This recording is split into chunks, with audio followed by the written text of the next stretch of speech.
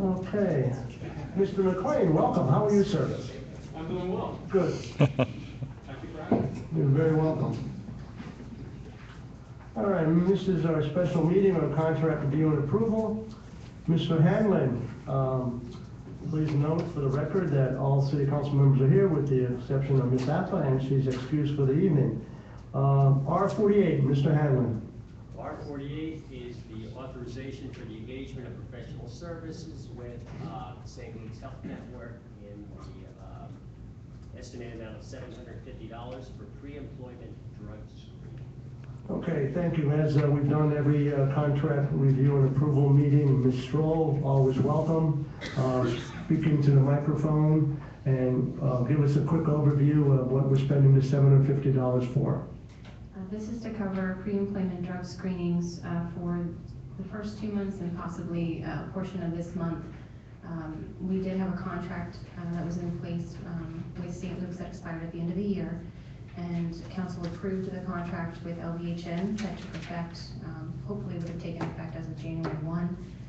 However, we were waiting for the countersigned agreement, so in the interim, we needed to have these services available. This is to cover that.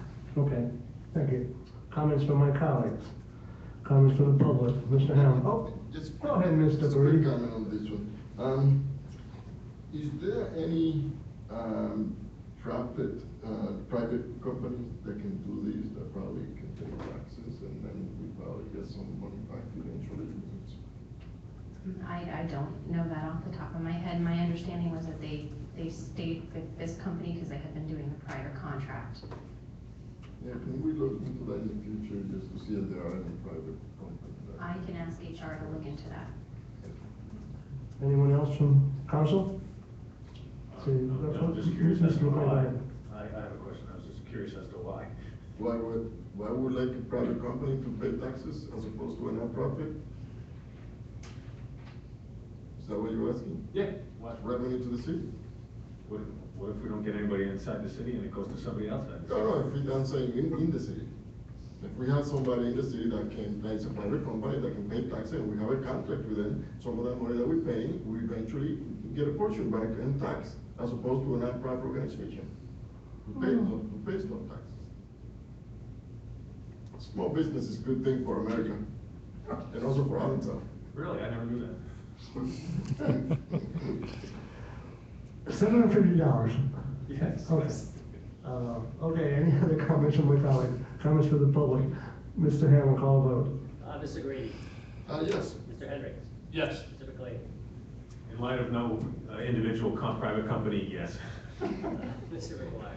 Yes. Ms. Moda. Yes. Mr. O'Connell. Yes. Mr. President, 6 yeas. Okay, Mr. Hamlin, R49. R49 is the authorization of engagement of professional services with Dave Fry in the amount of $500 for entertainment at Cedar Beach. Ms. Stroll. This is for a 60 to 75 minute show, musical entertainment, to be held on June 24th at Cedar Beach Park as part of the summer concert series. He does not live in the city, do you know that? I did see that, yes, when I received the request. Okay. Sorry. Any comments from my colleagues?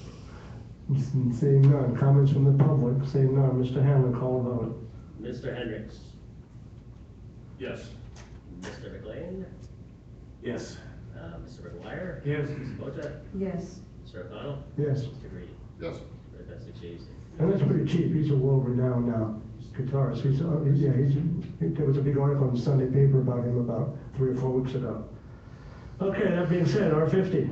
R50 is the authorization of engagement of professional services with the American Federation of Musicians in the estimated amount of $35,500 for concerts in West Park and some other areas in the city. Ms. Roll? This has been done annually in the past as a contract, and this is the first time that we're putting it in front of City Council.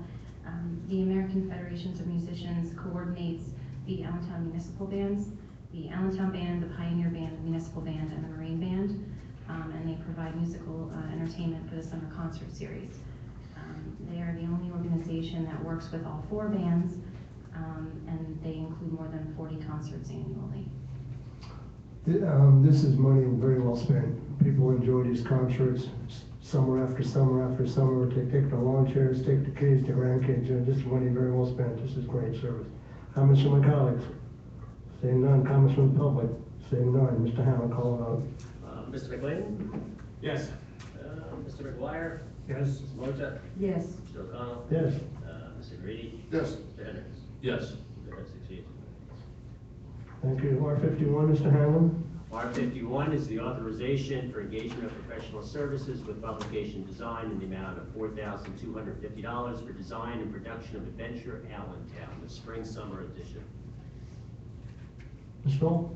This is simply for the design work for the spring-summer edition of Adventure Allentown. It's estimated at around $4,200. That's just for the design. Just for the That's design. not to run them off and. No, that's separate. Okay. Comments from my colleagues? Comments from the public? Mr. Hamlin, call a vote. Mr. McGuire? Yes. Ms. Moda? Yes. Mr. O'Connell? Yes. Mr. Grady? Yes. Mr. Hendricks? Yes. And Mr. O'Connell? Yes. There are 6 yeas and 2 nays. Mr. Hamlin, R52. R52 is an authorization for the engagement of professional services with Solution Services, Inc., in the amount of $16,500 for coordination and oversight of the Midnight Basketball Program. Ms. Knoll? This Solution Services is the organization that coordinates the Allentown Mentoring Enrichment Network, which has historically run the Midnight Basketball Program. The program provides a positive, safe opportunity for Allentown youth to participate in basketball and life skills program during high-risk hours, which is typically between 9 p.m. and 12 a.m. A very successful program. I know the police department, I think, is involved in it. I always hear that he's well attended, very positive. Good. Comments from the colleagues? Seeing none. Comments from the public? Also seeing none, Mr. Hamlin, call a vote. Ms. Moda? Yes. Mr. O'Connell? Yes. Mr. Grady? Yes. Mr. Hendricks? Yes. Mr. McLean? Yes. Mr. McGuire? Yes. Mr. President, 6 yeas and no nays. Okay, Mr. Hamlin, R53. R53 is an authorization for engagement of professional services with Dr. Ann E. Sager in the amount of $6,000 for psychological pre-employment testing for police and fire. Thank you, sir. Comments from my colleagues?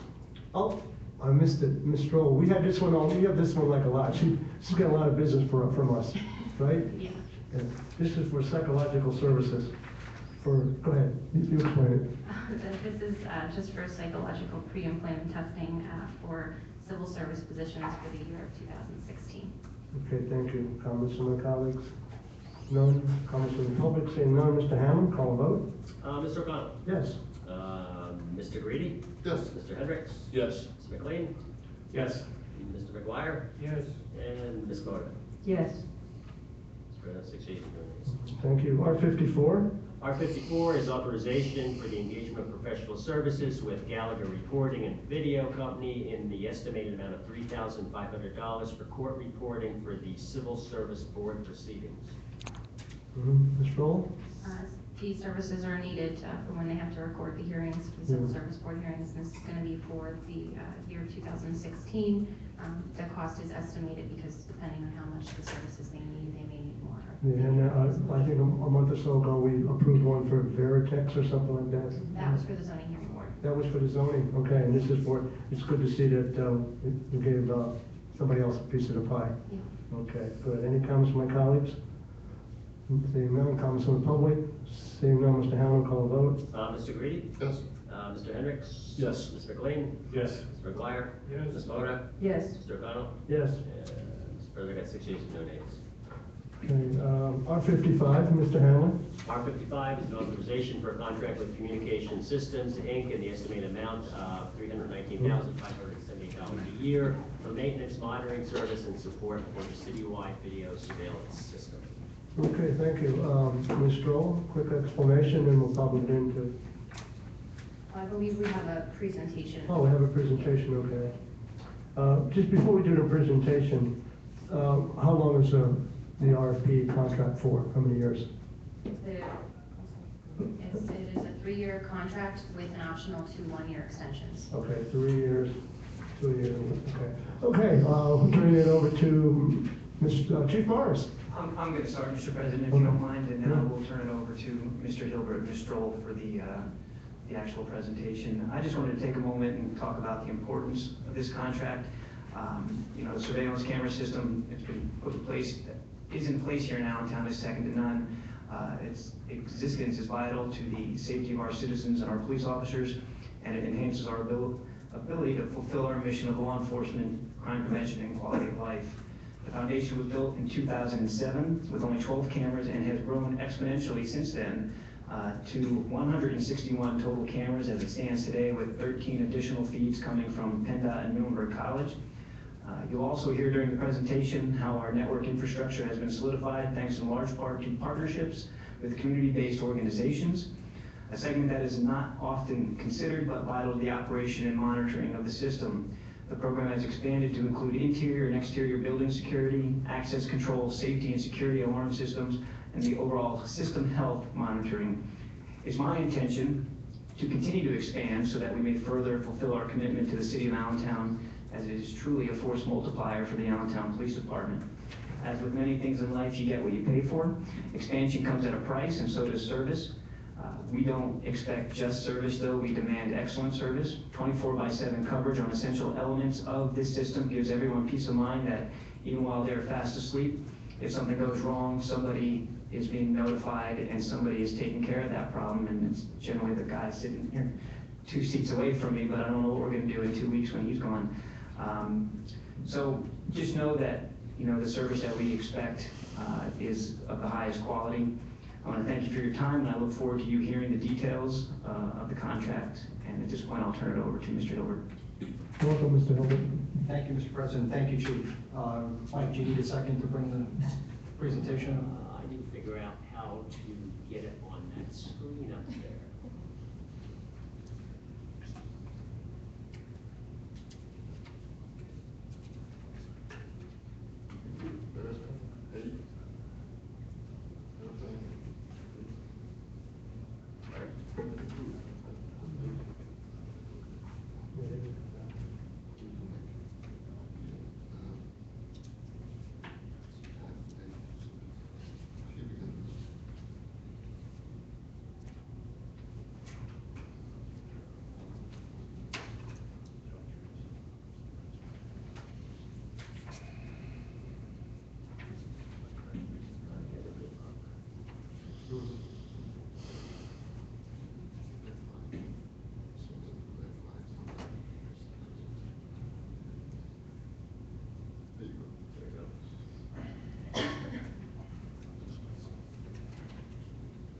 Whenever you're ready, Mr. President.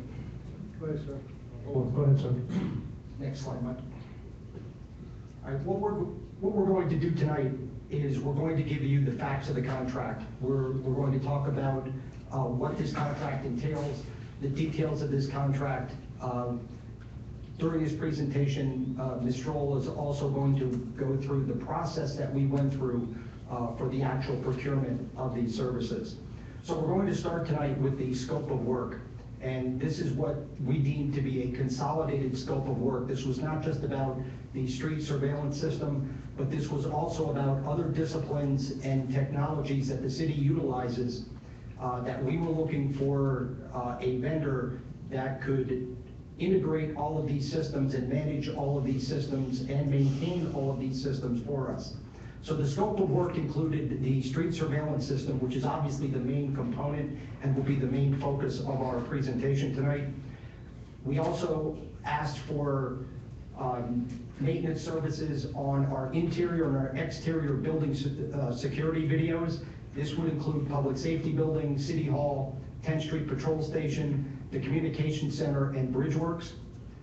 We also looked for a vendor that would do our access control systems. Those are the badge swipes that get you in and out of various doors. And those facilities included public safety, City Hall, 10th Street Patrol, Com Center, Bridgeworks, and also Alliance Hall. We also have a component in there for the safety and security alarm systems that we have throughout the city. And those are primarily at the public safety building, the City Hall complex, and one of our radio tower sites. So in this consolidated scope of work, one of the reasons why we did this was that a lot of these systems are integrated.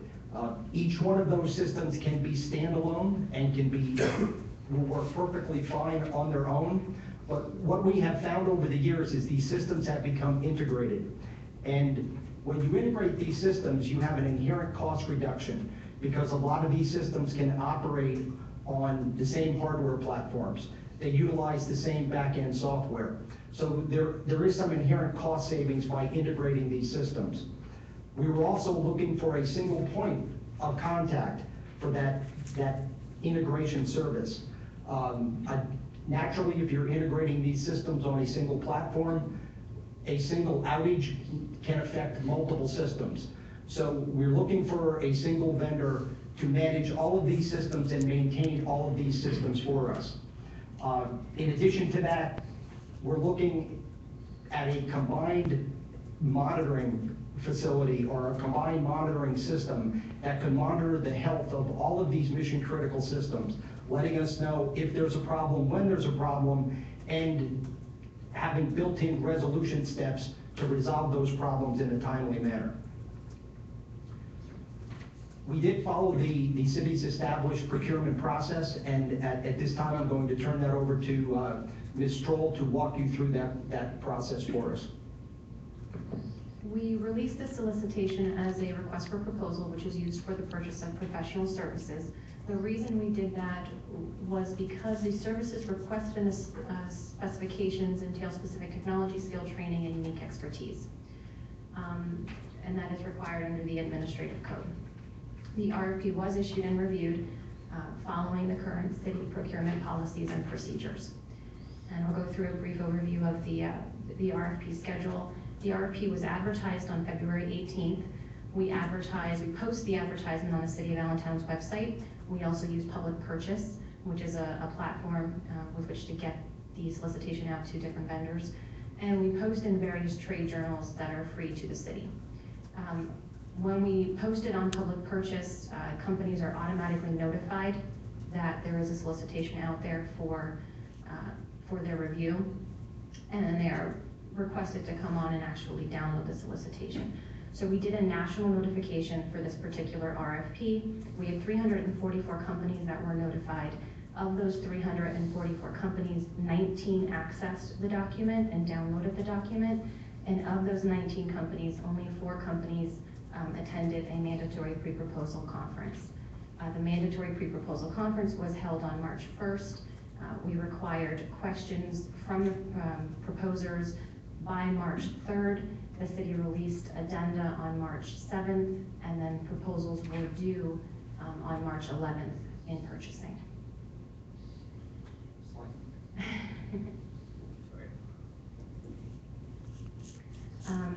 So I'll briefly go over the evaluation process.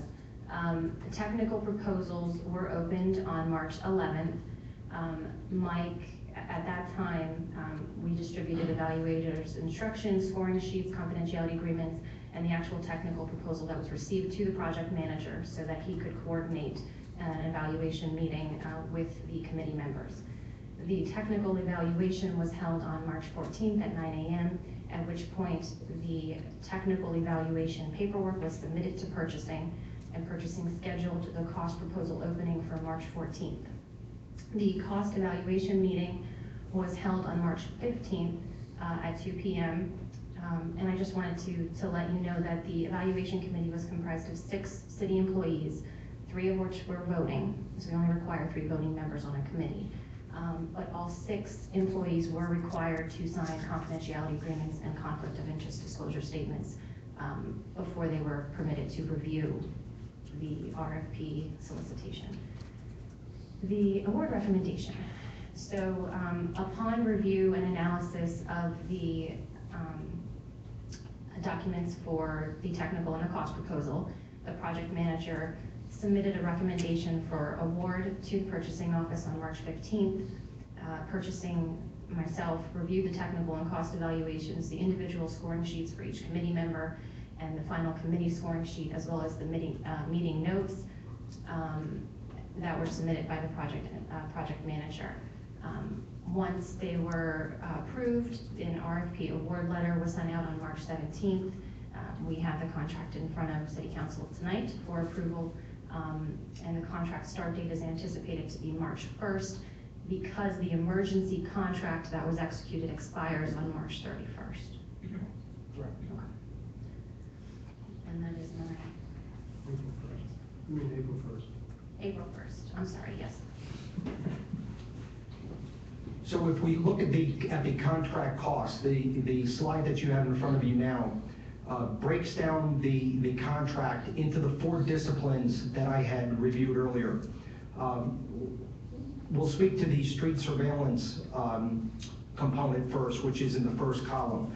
You'll see that there's a cost to the city, and there's also 2 other costs for the Penrose property and the housing authority costs. As Chief Morris mentioned earlier, this system has many partnerships, and the city has had a long-standing partnership with the Allentown Housing Authority and Penrose Property Management for the Overlook Park. Penrose is specific to the Overlook Park section, where they pay for the ongoing maintenance and for a prorated portion of the network costs for the cameras that are located in their areas. So the costs that you see under Penrose and Housing Authority, those are direct costs between the vendor and the Housing Authority and Penrose. They are not filtered through the city. We don't invoice, we don't bring those funds into the city and send them on to the vendor. It is a direct cost. The city still manages those cameras. We monitor for outages. We make sure that they are properly maintained. However, as I indicated, that's a direct cost to Penrose. So you have the total cost of the street surveillance system, and we'll talk a little bit on the next slide about the details of that. Back one, Mike, sorry. And you also have the cost there for the access control, the building video systems, and also the safety and security or the alarms, bringing the total city cost of this contract to $319,578. If I could ask a question now rather than wait for the end. Sure. Something occurs with a camera that requires maintenance on one of the Penrose or the Housing Authority. Would they incur that cost then directly from CSI? Mike, go to the next slide. The cost per camera and the cost that you're looking at is a total maintenance cost, including the Penrose cost. So if anything goes wrong with the camera or the network that rides on, that is all covered. It's basically an all-in contract. Now, the exclusion there are acts of God, somebody running over a pole, things that are out of the normal exceptions to those type of contracts. In this case, all of the cameras, including Penrose and Allentown Housing Authority, include 2 preventative maintenance checks per year. It's all service, all support, all parts and consumables, such as UPS batteries, heaters, filters. Basically, anything that goes wrong with those cameras is covered under the contract. Does that answer your question, Mr. Hendricks? Yeah, and the reason I asked, I saw the normal cost for normal business hours, and then out of normal hours, cost per call out. What would that cover then? And that would not pertain to the cameras itself? We're That's on,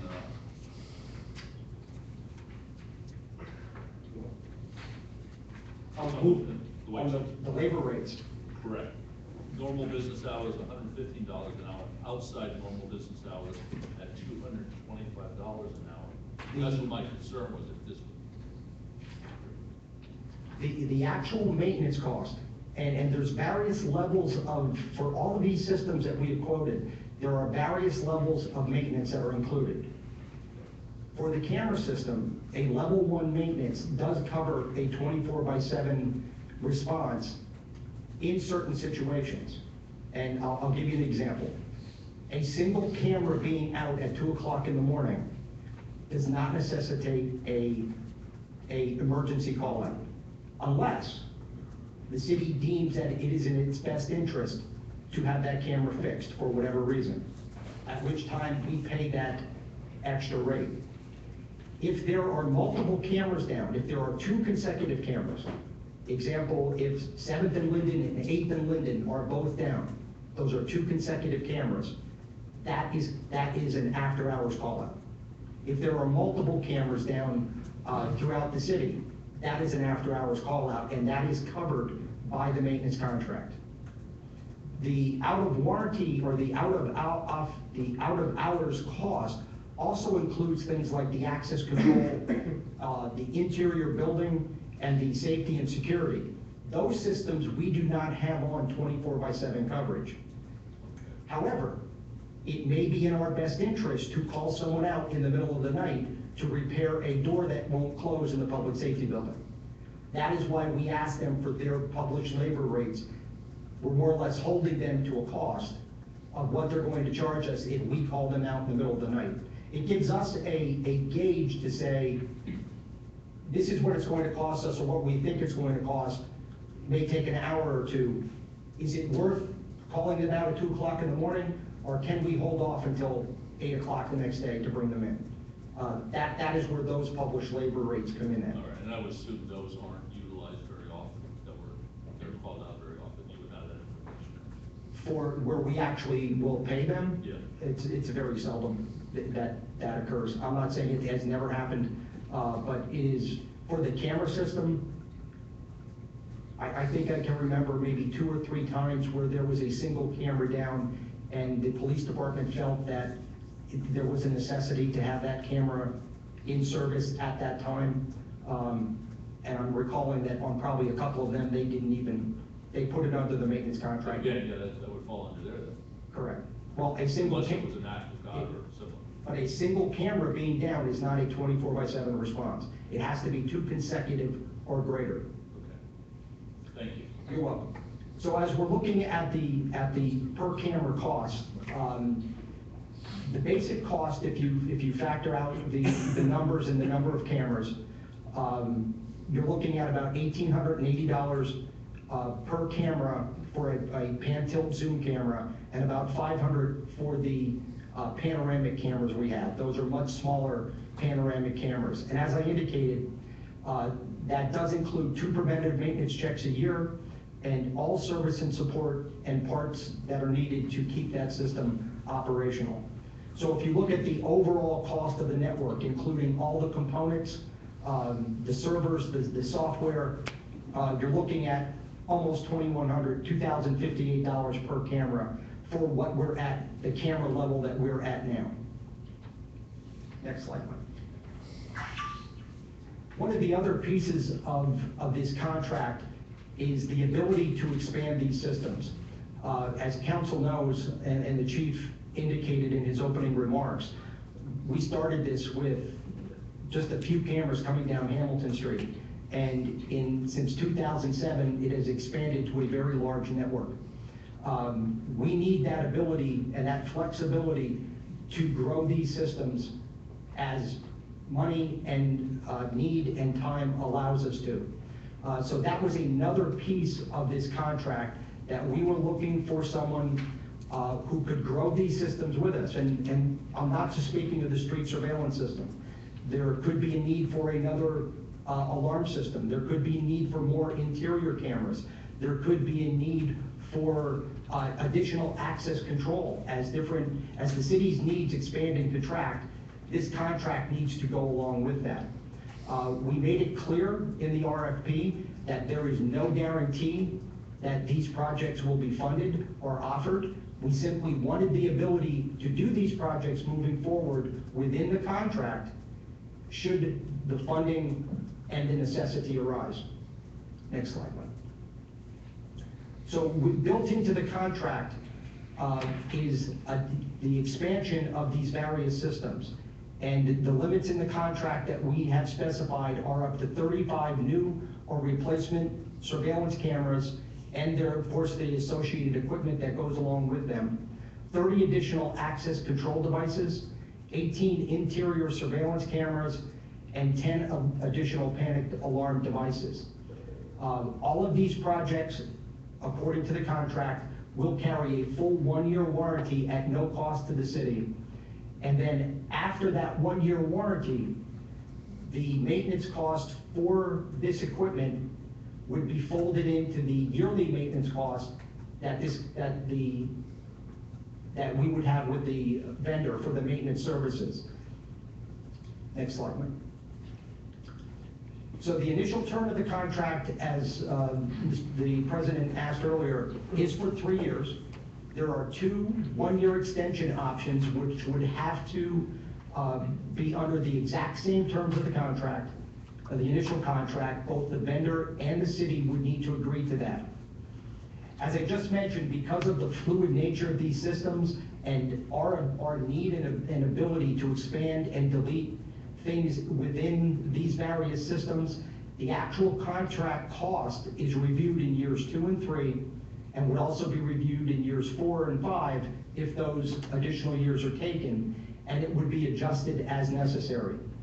I spoke to this just a short time ago. The contract does have various levels of repair response and preventative maintenance requirements based on the failure and the type of equipment. And the levels of service are pretty much the same across all of the disciplines that we've talked about, with the exception of the camera network, which has that level 1 response of a 24/7 response. One of the other requirements, and what we feel is a critical component of this system, is that the successful vendor is responsible for monitoring all components of the street surveillance system on a 24/7 basis. This is through a system that they are required to provide, and what you see on the screen are two iterations of the current system that we have in place. Believe it or not, that is our entire camera network that you see before you. If any component within that left-hand ring would fail to respond to the query that is constantly going back and forth, you would see a red bar on there, and anything downstream of that is also affected turns red. The vendor gets an immediate text message or alert that there is a problem with the system. Someone from the city, at this point that would be me, also gets an alert 5 minutes after a piece of component is down. So 24/7, these systems are monitored. It's not unusual for me to call comm center and ask about a camera that's down before they even know about it. And part of the vendor's responsibility is that if the outage is such that it meets a response threshold, before they even talk to me or someone from the city, they are responsible for escalating that and having a response in place, either remotely or if they feel they need to respond physically. That is their responsibility to mobilize that even before talking to anyone from the city. We talk about the uptime. The success of this system is built around the uptime. And we have gone to great lengths since 2007 to make sure that these cameras are operational and remain operational. It really doesn't do anyone any good if something happens in front of a box with a camera in it and that camera is not functioning. And this uptime and this aggressive system monitoring speaks to one of the reasons of the success of this program. So we're going to talk very briefly, I'm going to expand on the chief's remarks about the camera system for those in the dais who might not have been familiar with how this started. The camera system started back in the fall of 2007 with a 12-camera trial that started on Hamilton Mall, went from 9th Street all the way down to 2nd Street. Believe it or not, those 12 original cameras are still in service today. They are not in their original positions. Those cameras down the mall have been upgraded with the changes that have occurred on Hamilton Street, but those cameras were repurposed and are still serving us today. The goals of the program were to promote real-time crime prevention and detection, to aid in criminal prosecution, proactively react and respond to incidents in the community, and to provide the community with a sense of added safety and security. As the chief indicated, our current deployment is 161 cameras, and that includes pan-tilt zoom cameras, fixed cameras, and panoramic cameras. We have 8 feeds from PennDOT, and 4 feeds from Muhlenberg College. And all of this rides over a combination of wireless mesh and a fiber optic network. As the chief also indicated, we've developed many partnerships over the years with various community organizations, including the school district, Service Electric, who has been a great corporate citizen to us, Muhlenberg College, the Downtown Improvement Area, the Housing Authority, Penrose Property, and also City Center are some of the partners that we have engaged with throughout this process. Excuse me, what does that mean? I mean, I know partners are partners. Are they like financial partners? Most of those services that you see they're letting us ride on their networks. Okay. They are providing us backhaul services. Okay. They are allowing us to be on their buildings, allowing us to use their electricity at no cost. Mm-hmm. We talked about the Housing Authority in Penrose, what their contributions are. Those are monetary to the system. The other ones are more in-kind services and providing us things that we would have to pay a large amount of money for if we did not have those partners. Does the school district have their own cameras, surveillance systems? I know within their schools they do. Do they have them outside the buildings? I don't believe You so. know? Chief, do you? I do think they have them on the exterior of their buildings, Okay. but again, it's just Yeah. restricted to their property. Yeah, properties, okay. All right, no, thank you, Mike. You're welcome. So some of the benefits of this system obviously have been the intelligence that we've helped, that the police department has been able to gather. It helps us to identify crimes in progress. It aids police in field reconnaissance. It's used to leverage existing resources. The chief mentioned a couple times that this has been a force multiplier, and that those extra set of eyes have been very helpful to the police department in finding things and watching things, and it has been a great enhancement to officer safety. And that's not only police officer safety, it's also fire and EMS as well, because when they go out, we're also utilizing the cameras to assist them as well as the police department. Some of the benefits, additional benefits we've seen are a reduction in crime in these areas and case closure, quicker closure to cases with video evidence. It's kind of hard for people to deny things when we've got them on video. We've identified actors and witnesses to crimes, certainly documented sequences of events as things have transpired. We have lowered litigation costs to the city. The camera video has been used in several lawsuits against the city, and quite successfully, because we've been able to document the officer's actions once he arrived on the scene, and when that evidence shows up in court, it's very hard to dispute that. One of the other benefits that we've seen over the years is the real-time damage assessment and recovery status when bad things happen to the city storm-wise. Snowstorms, hurricanes, flooding, we are able to utilize the camera system to report back to our emergency management partners what is going on in various points of the city. This not only saves them time, but helps them deploy these city assets to those areas that need that critical aid the most. Some of the contributions that have been made to this system from the communication center, now the statistics that you see in front of you are from the start of the system back in 2007 up until March of this year. ComCenter has turned in over 8,700 dispatches that have originated from the camera operator. These run anywhere from parking complaints up to felonies in progress that we have witnessed from the camera system. We have 386 what we have deemed camera catches, and those are either assists to the police department during an incident, or things that we have seen and dispatched on from the cameras, and 268 of those led to potential arrests, something that we're very, very proud of. We've archived 1,675 video requests since the start of the program, used anywhere from for prosecution and for court, for investigative purposes, and for training purposes. By all standards, this program has been a huge success here in the city of Allentown. And it's in no small part to the aggressive efforts on making sure that system remains up, running, and operational at all times. We'll be happy to take any of the questions that you might have, Mr. President. Yeah, thank you, Mr. Hilbert. Extremely informative PowerPoint, and obviously a very needed service for the city of Allentown, and obviously a very valuable service for the city of Allentown. A few questions, but some comments also.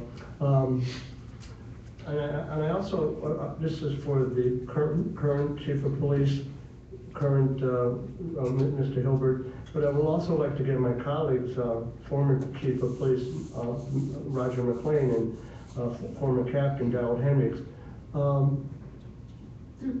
Explain in your own terms, general comments, the relationship with CSI. I mean, a PowerPoint, facts, data.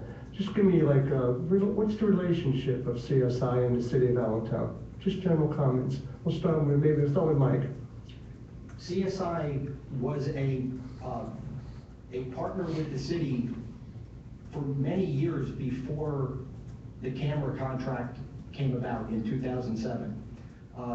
They were a local company. They were grown down on 3rd and Gordon Street. The city used them. We would purchase audio-visual equipment from them. I recall purchasing amplifiers for the fire department alerting system for them back in the late 1990s. They were also a Watsu telephone dealer, and the city had Watsu telephone systems. So they were one of the partners that we used to manage and maintain our systems, even though we were self-maintained. We did purchase ancillary pieces of equipment and got service from them on an as-needed basis. We never had an ongoing contract with them. In 2007, when we went out for RFP for these services, CSI put in a proposal.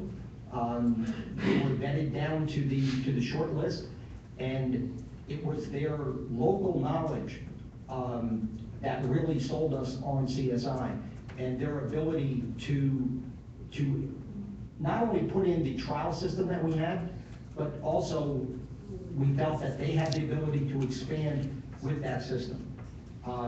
Obviously, they have been our incumbent vendor since 2007. I think also, obviously, if we had any issues with CSI, we would not be before you tonight asking you to award this contract to them. They have been a good corporate citizen to the city. This project, the people that I deal with on a daily basis for this project, they treat this project like their own. They're all local. They're local people. They're homegrown people here. They have a vested interest in the city themselves, and they treat this project like I treat this project, like this is mine, and they want to make this work. Yeah, and that's kind of what I'm looking for. You get a feel for the relationship, Chief Morris, want to add to that? Sure, Mr. President. I became involved with CSI when I was promoted to the Assistant Chief of Administration. So it hasn't been all that long that I've been dealing with them, but what I can tell you is that when I was put in that position, I didn't have a whole lot of knowledge on the camera system at that point in time and all that it entailed. And CSI, along with Mike Hilbert, played a large role in educating me on how the system works. They also played a large role in assisting us with discussing where we would put future cameras with regards to the capabilities of the system. And they also played a large role in working with me in identifying new technology that we can implement in the city. And they've been a great partner to me as far as facilitating my knowledge on that level. Thank you.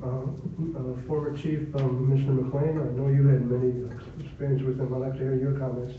I'm smiling because I remember Assistant Chief Work, who was in charge of the project, arguing with people from CSI at times, telling them, we want it cheaper, do this for that, too, but those are just little sidelines. CSI was always very receptive. I mean, we had no problems with them, to be quite honest with you, and when I mentioned about Ward yelling at him about the price, that was just the way Danny Ward was watching the budget. So it wouldn't have mattered if it was $2, he would have been telling him to do it cheaper, but, again, nothing but good things to say about the relationship that began. I first got to know CSI when we were doing this camera system back in 2007, and like Mike said, they were in a garage down at Third and Jordan, and they outgrew that, and unfortunately moved outside the city, but still quality work. Former Captain Darrell Hendricks, you have comments? Yeah, I never directly worked with CSI, or any, on a basis of, problems or whatever. I dealt through Danny Ward about them, but I can say that there were many instances where I did utilize the cameras for incidents and received the information back requested, which was very crucial in prosecution of individuals over time. And if I may, I would say this too, all one has to do is look at the news over the last day or so, and what picture hits them more than any other: the 3 bombing suspects over in Brussels. And that just shows you how important it is to have such cameras and the technology today. And I think we're very fortunate in that our camera system, we've had no real problems with them, whereas Philadelphia has experienced a number of issues, as well as some other major cities. And I think it's just, it's worked wonderfully for the city. Thank you. Let's go back to the process. We had four vendors interested. Out of those 4 vendors, how many actually did put in a bid? We only had one proposer, and that was CSI. Only They were one sole out of the proposer, 4? Yes. Okay. Now, those 4, and I look at our assistant solicitor, Ms. Fruworth, those 4 vendors will become public after approval or disapproval of this, or how does that? Well, I'm sorry, the sign-in sheet is public. Okay, it's public, okay. Tell me a little bit about what you were looking for, and this probably goes to Mr. Hilbert. Tell me a little bit about what you were looking for from each vendor, or all the vendors, whoever, about certifications. Tell me why certifications are very crucial to this process. There's obviously many different components of this system. There are different camera manufacturers, there are radio manufacturers, there are software manufacturers, and part of the contract requires them to maintain factory support, and that cost is on them. Some of these pieces are actually under maintenance contract. So just like if you have a maintenance contract on your TV at home from Best Buy, and that TV goes bad, and you have the contract, they will come out and fix it. CSI, to reduce their costs, has those contracts with those various vendors. Service and support is also a key factor. Many of these vendors, you cannot get factory level support unless you have certified employees on staff. You have to run through either their training process or their own certification process in order to get that support. Again, this goes back to the uptime of the system. Their ability to quickly diagnose and repair various issues with the system and get that system back up and running. You can imagine that having 161 cameras out in the street, it's not a very hospitable environment out there. It's cold, it's hot, it's wet, things break. And we understand things are going to break, but those certifications give them the ability to effectively respond to those breakages and get those repaired and get us back online. We really don't care how you do it. All I want to be able to do is see that video when I look at the screen. And I think from my own personal point of view, and yours obviously because you're the professional, that's so crucial to a system and a contract, to have somebody who can troubleshoot, boom, this is I know what has to go. Troubleshoot this because they're certified in all those areas. Correct, and what that does, that takes, and even though our IT staff does have some integration into this, Right.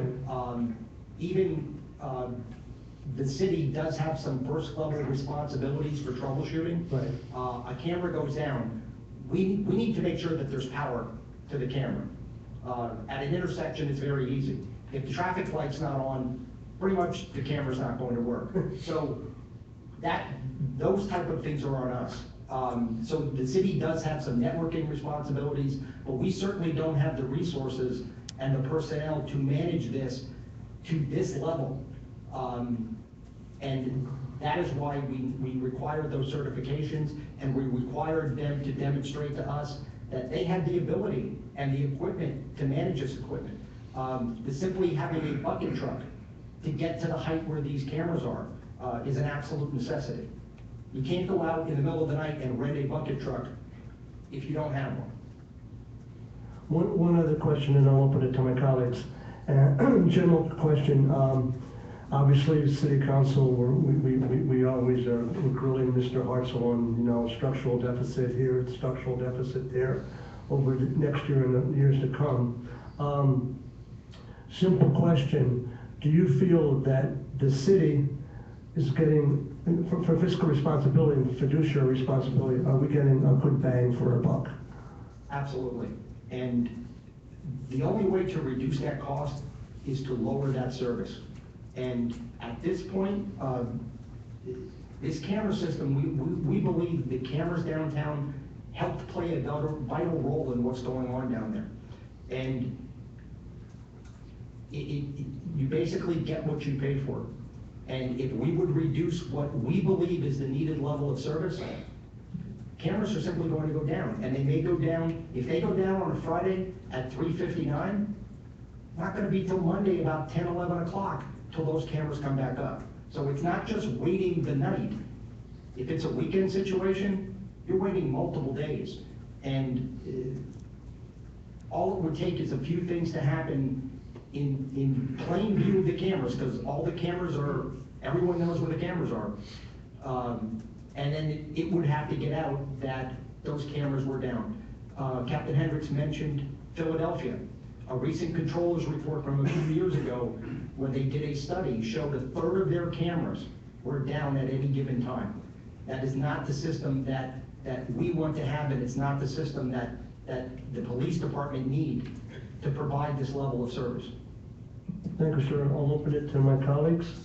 Mr. McLean, you had a comment? I was gonna say, I'll start our way down. I just wanted to take it one step further. I also had it marked, you said 4 people, but I guess this question is more from a stroll, and it's not really a question, it's just an affirmation of what you have here. 3, you sent this out for an RFP, and Yes. 344 companies or persons at least clicked on it to read it.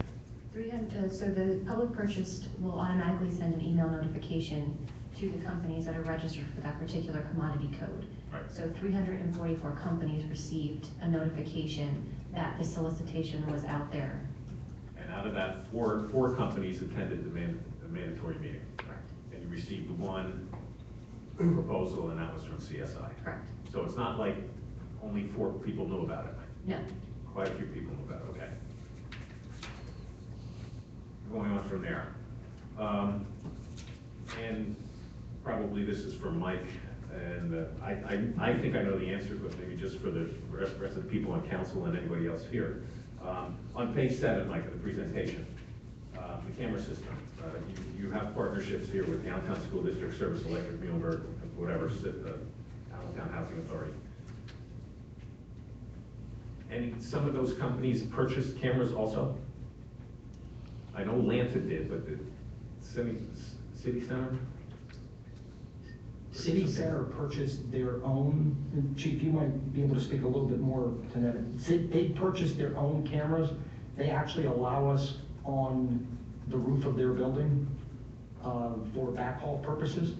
And Right. I believe we do some sharing of video, much the same that we do with Muhlenberg, with those cameras. Okay, so basically we're getting the benefit of those cameras almost for nothing. Correct. Page 6, the contract terms. The initial term of the contract is 3 years with 2 one-year extensions. Same terms and cost is what it says there, but then under it says, due to the fluid nature of the systems covered, the actual contract cost is reviewed in years 2, 3, 4, and 5, if taken, and adjusted as needed. And maybe that's for Beth, or I'll throw it out to whoever. When we say under the same terms and costs, it's that per camera cost. What can be fluid with this is if after we award the contract, there are 10 more cameras deployed. Those cameras are under warranty for 1 solid year. They don't cost us anything. After that 1 year, and let's just say they were put up in June, so the next April, we would look at the contract, the cost of the contract when it comes due, and see that in June, we would have to pick up those maintenance costs. That per camera cost that is fixed, that $1,880 that's fixed, would be prorated for 10 months and added to the contract. Okay, and that's what I wanted to make sure that. And this is what we have done since the beginning of the contract. Obviously, as this has expanded, it's interesting to note that $1,880 per camera cost, that was the original cost that was proposed in 2007. CSI has not raised that cost, that per camera maintenance cost, since 2007. And they have also, up until now, and I would have to verify this moving forward, but their cost per camera that they quoted had never changed as well. What happened was technology got to the point where we were able to get much bigger, faster, more sensitive cameras for the same price that we got those original 12 that came down Hamilton Mall. So we were getting newer technology and the cost came down and everything was pretty much staying at the same price. Okay. A couple other things here. We've had discussions here about the merger of the communications center with Lehigh County. Obviously, if the cameras are taken to Lehigh County, there would be a cost in moving them. That's not included in this maintenance cost. But this then would carry in, let's say it takes 3 years, so the first 3 years of the contract are now done. So we're looking at a possible extension for year 4 and year 5. The cost to move it to Lehigh County would be separate. And that's really a rhetorical question. I don't think CSI is going to move that for free. But the maintenance contract would be able to stay the same no matter where it's housed. In the scenario you described, Chief, what you're talking about is moving the monitoring station from the existing communication center. Correct. The monitoring station consists of 2 PCs and 6 monitors connected to a network. So when you say move the monitoring, it's like IT coming to your office and moving your computers from one desk to another. We could do that as long, the trick would be the connectivity, and that would be on our IT's staff in order to do. Certainly there may be some costs for some setup of monitor arms, things like that. It's not an astronomical cost. To your point, it would be outside of this maintenance contract. I wouldn't think that cost would be astronomical at all, and the city would still have to maintain the cameras because they would still belong to us. Any agreement with the county to monitor them, that would be separate. Right, okay. Two questions, and one probably for the solicitor and one probably for Beth. Scoring sheets, this was scored once. There wasn't a multiple scoring where we went out and we went back in and scored it over. No, we did a technical score, and after we had opened the technical, those had to be submitted to purchasing, and those were housed in purchasing. And then, once the cost was opened, they had a separate meeting to score the cost. Okay, very good. And probably for Ms. Freeworth, to approve this contract tonight is in no way, shape, or form in violation of the ordinance that was passed and what's going on. No, the solicitor's office is satisfied Okay. On the case law that this is the appropriate method to award the contract. Okay, thank you, I'm done. Thank you, Mr. McLean. Any other comments, Mr. Grady? I have a couple of comments and questions. Thank you, Mr. President. First of all, I like the camera. I thought it was a great presentation. I always like them. They do a good job. And I have a couple of questions, primarily on some of the, let me just say, the key factors that I like the most is the support that we get, and also their knowledge of the city itself. I think that's a great loss. And I also like that it's a local business, Mr. McLean. So. But they're not in the city. They are in the city. No, they're not. No, they're not. I thought they were in the city. Shanks Road. They were, they originated- expanded and they had to move, which is a good thing. I mean, it's a good thing they expanded, but they had to We gotta move. bring it back now.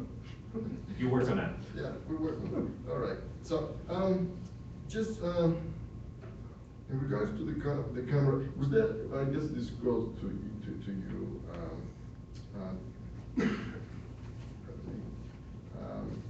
Ms. Ross. There were four vendors that came in, but only one contract. Only one proposal, right? There were 4 vendors that attended the mandatory pre-proposal meeting, which was obviously mandatory in order to submit a proposal. Of those 4, only one vendor proposal was submitted. actually submitted. Correct. Okay. Do we have an opportunity then to negotiate that, or is that just whatever they submit, that's what we take because they're the only one, or do we negotiate the price? And I know that, Mike talked about, negotiating a lot of things and bringing it down to the minimum. But do we have any chance to negotiate? Do you, the committee, have any chance to negotiate whatever they propose? Part of the RFP process does allow you the opportunity to negotiate. That's written into our RFPs.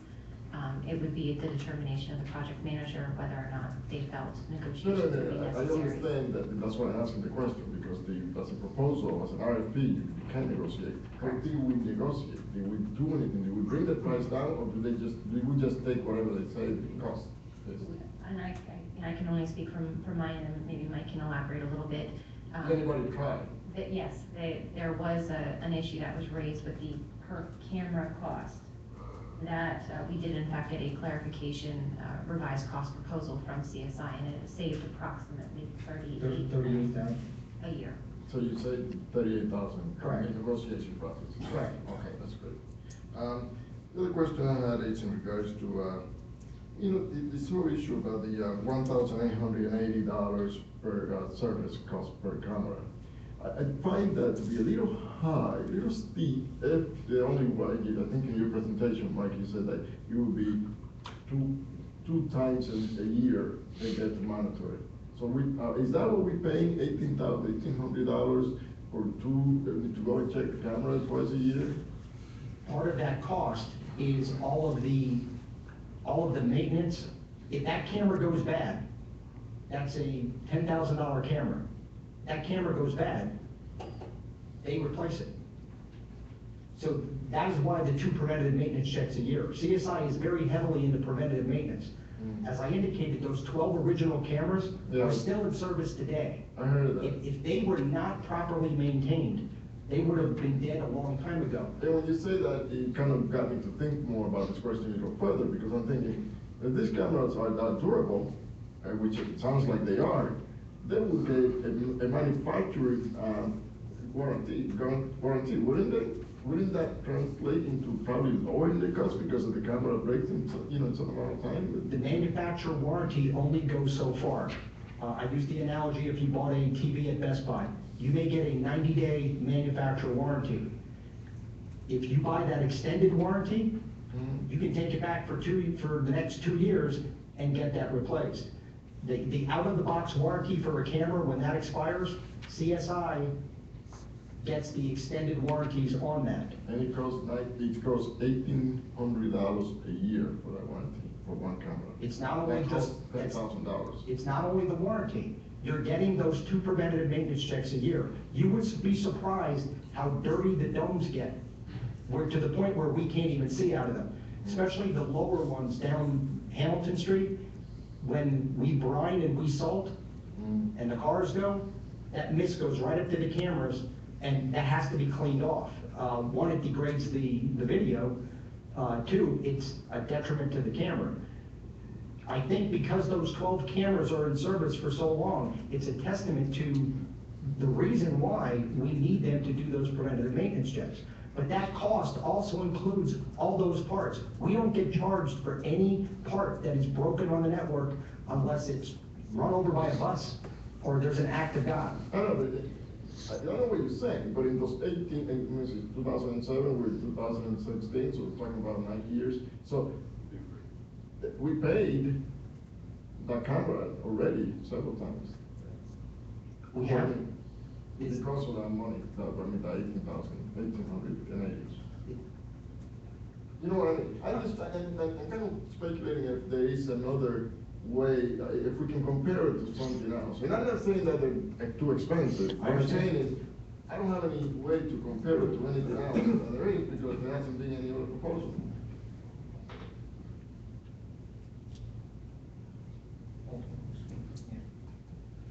Yeah, the chief just brought up a good point.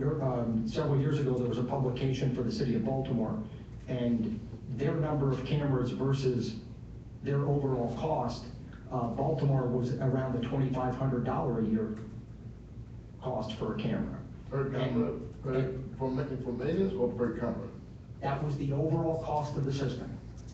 If you looked in the slide, I believe I had $2,058, that if you took the cost of the system divided by the number of cameras, you're looking at $2,058. So we do have a comparison from something else. Correct, and you do have to be very careful when you compare those numbers, because some agencies, some municipalities may be fine with letting their cameras down for a couple of days. Mm-hmm. It's not what we started with, and it's not what the city feels is in its best interest moving forward. So a life of a camera could be 10, 12 years. It could be, those original cameras, they have already been announced, those were Sony cameras. Okay. They are end of life with the manufacturer. So the manufacturer does not support them. To CSI's credit. What is the manufacturer life of it? I mean, warranty, I mean. 7 to 10 years. 10 years. These particular cameras, the original 12 that we're talking about, they have been announced end of life, so factory service is not available. However, to CSI's credit, they have found a company in New Jersey that will repair them, and CSI has committed to us, and it was actually part of the RFP, that any piece of equipment that goes end of life, they must make a best effort in order to maintain that equipment. Obviously, there's going to come a time when they're going to come to us and say, we can no longer fix these cameras. We've gotten everything we could out of them. City's then going to have to make the decision, do we replace those cameras with new? Or do we simply remove that camera and take it out of service? That's a decision we haven't had to make it. I would think that the chief is going to need to be making that decision here in the next couple of years for those repurposed cameras. You know, it sounds like you're doing a good job. I think the issue is that this is the first time we have an opportunity to ask those kind of questions. I understand, sir. So let me go forward. I got 2 more questions. One is, do you get any outside agency looking for support or videos from us?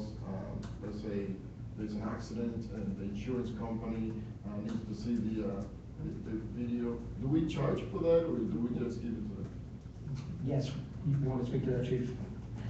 As a matter of fact, last year, I believe it was, we were before council to increase the fees that we charge for the reproduction of the videos. It would all be required through a right to know, though. Okay. Good. Or a subpoena. Okay. Good. We do get requests from other law enforcement agencies. And you, I mean, I don't know if you charge for that or. Those we do not, and Yeah, the police department has a procedure in place to vet those through our criminal investigations division, and then they would request it through that normal process. Anything else would go through the legal office through either a right to know request or through the subpoena process. Okay. And the last question I have is in regards to the adding additional cameras. In this contract, this is only for the contract camera. There's obviously an opportunity to add new cameras. Do you have that in mind? For example, many times we've been asked by residents that would like a camera on, I could give it a perfect example would be like, I think is Jordan in Washington. Exactly. You helped me out a couple of years ago. You put one that I asked you on 4th in Washington, but now the one Jordan in Washington, I'm assuming that there'll probably be, and that is continuous, so it would you could fit one there without having too much trouble, because you already have one on 14th Washington. And there may be other areas that, as they creep up, that we may want to put some more throughout the year. How would that work? Chief, you want to address how you place the cameras?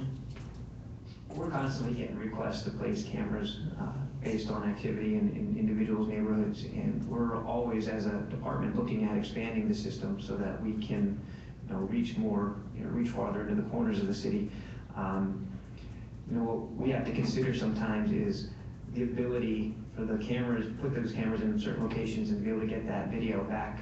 And I can let Mike Hilbert talk a little bit more about that, but there are considerations that we have to look at.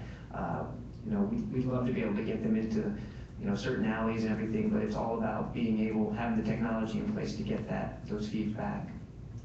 Yeah, because I'm also looking in that, I know that they can put them because that's the way the system works, but the finances of it is what I'm more interested on how, this contract wouldn't cover any new cameras that we have, right? So we have to come up with the extra 20-something thousand to put them on the cameras. Those would be separate projects, but they would be covered under this contract. And what we've negotiated with the vendor is that they would provide a 31% discount off list pricing for that. And we set those limits in the RFP. I believe it was 35 street surveillance cameras. And we made it clear that there is no guarantee that will be funded or that will even happen, but we simply needed the ability to move forward as funding and the need allowed. Yeah, the 35 expansion means that you can put up to 34 new cameras, but also include the cameras, right? Correct. Right. Okay. Correct. They would pay for the service of those additional 35, not for the camera itself, correct? That is where the contract would change the following year. But let's say the city opted to put up 10 more cameras, and we put those 10 cameras up, the city finds the funding for that. 1 year from now, we then have to look at the maintenance contract, because once those cameras come out of their 1-year warranty, we have to pick up the maintenance, the monitoring and the monitoring costs and the maintenance. So that is why this cost is looked at on a yearly basis. Because the system, it expands, and in theory, it could contract. We could take cameras out of service, it's not needed here, it's one of the older cameras, we're simply going to drop one camera off. That's a savings. Thank you. Those are my questions, Mr. President. Thank you very much for answering them very appropriately, and you've done a great job. Thank you, sir. Mr. Hendricks, any questions? Thank you, Mr. President. One question. What was the cost of this contract last year? If you have that information. I probably have it in my folder, if you could give me a minute. I know offhand, if you could get that, I'm just curious to see the person, how much it increased. I don't think about 9 probably safe.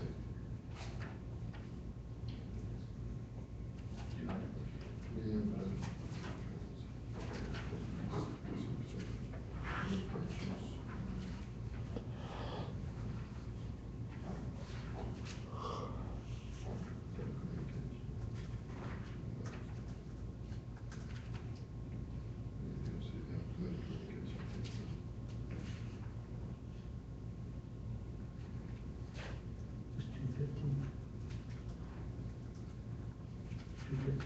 $215,367. That was just we're talking just the street surveillance minus that was cost to the city. That didn't include the Penrose and the housing authority. Okay. Any other questions from my colleagues? Mr. President. Oh, I'm sorry. Excuse me, just to clarify, Mr. Hendricks. Yes. The city added numerous cameras since this contract. There were probably close to 20 cameras added throughout the process. And last year, was that the end of a 3-year contract also? This was the end of the 3rd year of this, yes. And this was done under under PEPM, but yes, it was the end of the 3rd year contract. Okay, thank you. Dr. McGuire, go ahead. Yeah, I have 2 questions. With regard to there were 4 vendors who attended your conference. Only one responded with an RFP, is that right? Yes, sir. Did any of the other 3 give you any reasons why they didn't submit an RFP? We had 2 vendors that submitted letters that said they were not going to submit proposals, and they indicated that they didn't feel they could be competitive with the nature of the solicitation. I'm sorry, I didn't hear that last part. They didn't feel they could be competitive with the nature of the solicitation, the way it was released. Okay. And a technical question that's very simple is, this system is totally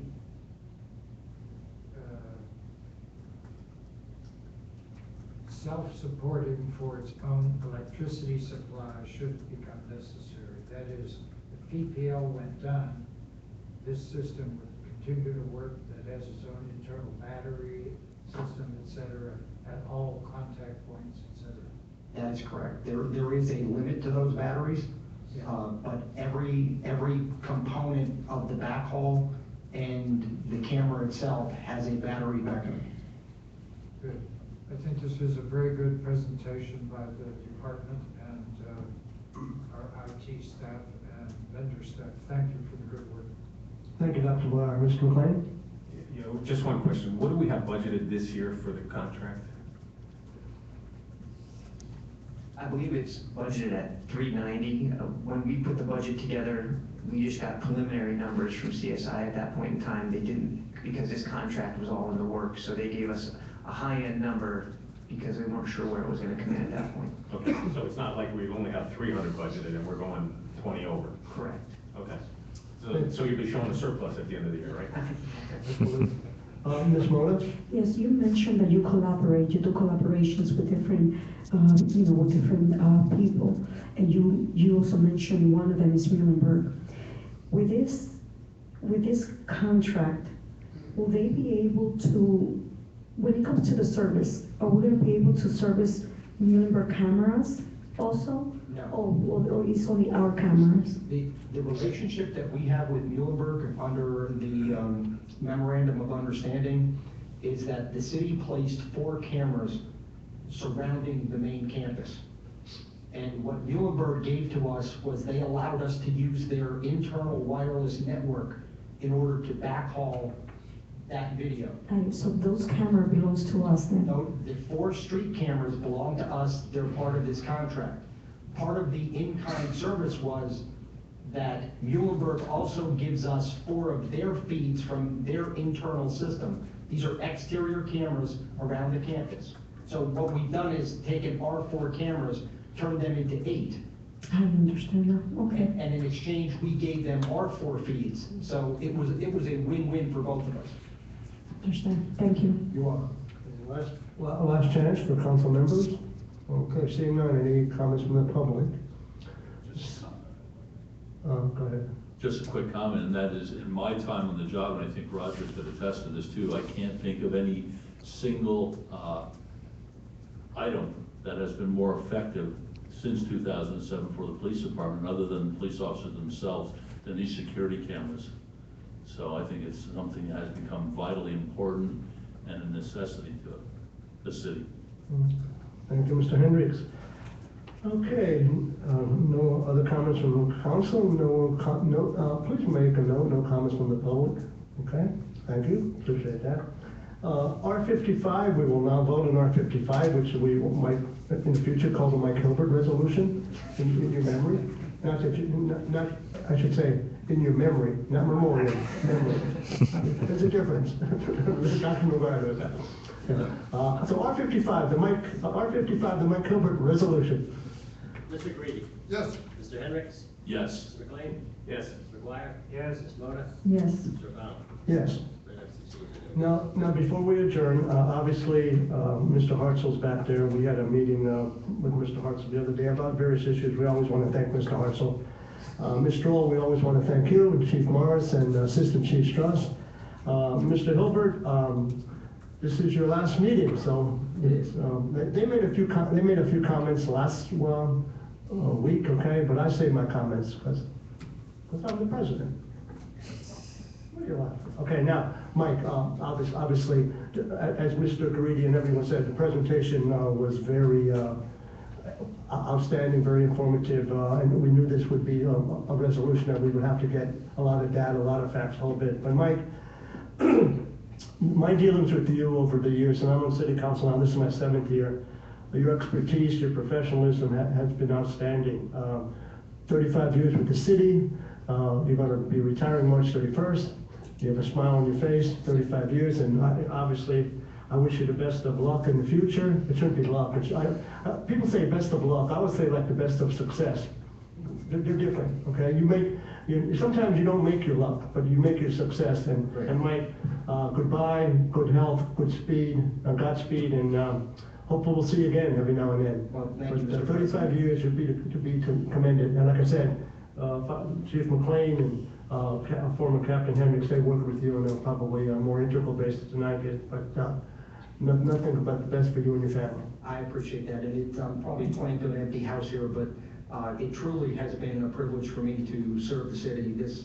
What started out as a job 35 years ago very quickly turned into a passion, and a passion that I've had for most of my adult life. And I've worked with some great people.